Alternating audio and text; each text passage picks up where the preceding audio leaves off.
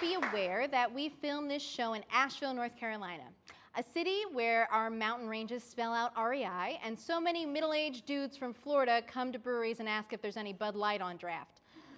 Well, like many of the residents here in Asheville, we were once tourists who said the job market here looks good and moved to become a jewelry maker, a yoga teacher, a florist, an artist, all otherwise known as full-time bartender until your small business succeeds. After living here for 5 years and having one permanent bald spot on the back of my scalp from driving on Hendersonville Road, I've seen some issues with the city. Oh, you want to hear them? Oh, you want to hear them? Yeah, okay.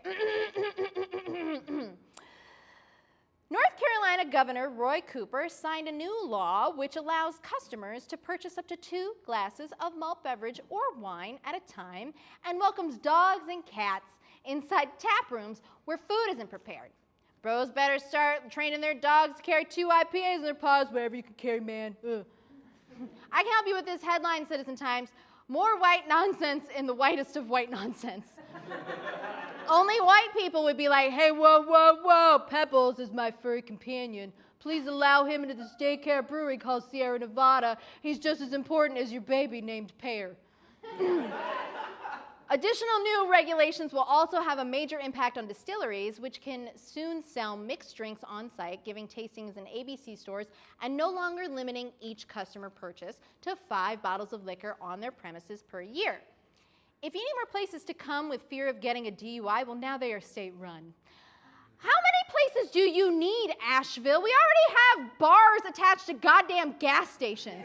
I get it. We're all very depressed from literally everything, okay? I get it. Asheville has one of the highest DUI rates in the country, in the United States. That means we are worse for accidents than any city in Florida. That's right, we see you in your terrible driving, Florida. I do not like Florida, apparently. Oops. If you live in Asheville or the Pacific Northwest or wherever else skiing or kayaking is involved, you've probably heard of CBD. Seems like where every vape shop and a strip mall failed, a CBD distributor was there to take its place. Yeah. CBD is one of the many chemical compounds found in marijuana and hemp. You're probably familiar with CBD's older brother, THC, which was always Megan's concern when she was making those brownies in your dorm room. You still owe me $50 worth of weed, Megan. You boiled it. Why did you boil it? You boiled the weed. What is wrong with you? Well, both CBD and THC are compound chemicals found in weed. CBD has found its way into your body oil, your hand lotion, your lattes, your chocolates, your candy, your face mask, your bath bombs. These are all real. Your dog's treats, your car air freshener. Just kidding. That last one was fake, but you believe me. Actually, you know what? It might be true. I should have looked it up. I didn't.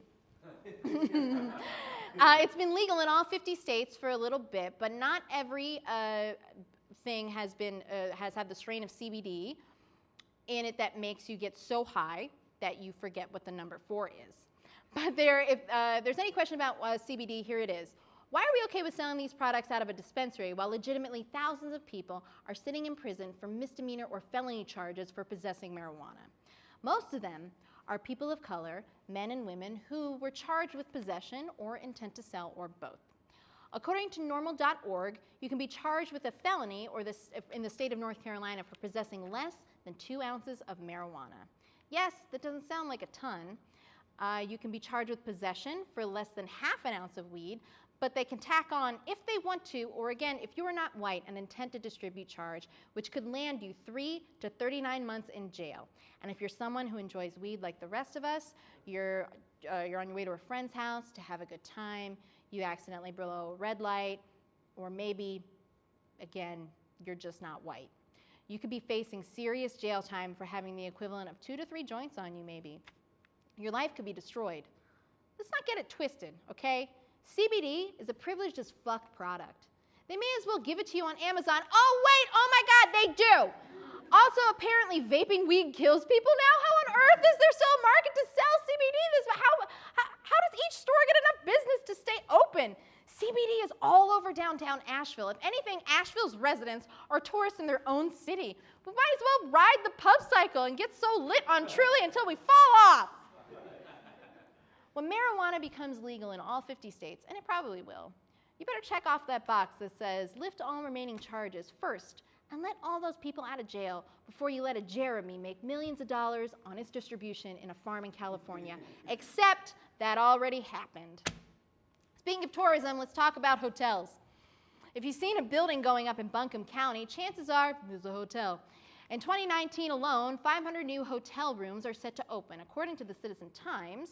And look, I'm not going to necessarily knock that. Asheville's a tourism town. And if there's demand for that many rooms, it means that people are visiting and spending money here. Probably on CBD ice cream or something, right? Yeah, that's my guess. But not all the hotels are new construction. Back in June, the city council voted 4-3 to turn the historic Flatiron building into a 71-room boutique hotel with a restaurant and street-level retail space. That'd be fine if it was an empty building, but it isn't. Tons of small businesses, law firms, a hair salon, doctors, photographers, architects, therapists, Pisgah Environmental, Democracy NC, and the list goes on, operated out of it. They had to move, and I can tell you, all but the richest won't be able to get space downtown. The city has showed who is buttering its bread, and well, it ain't independent accountants.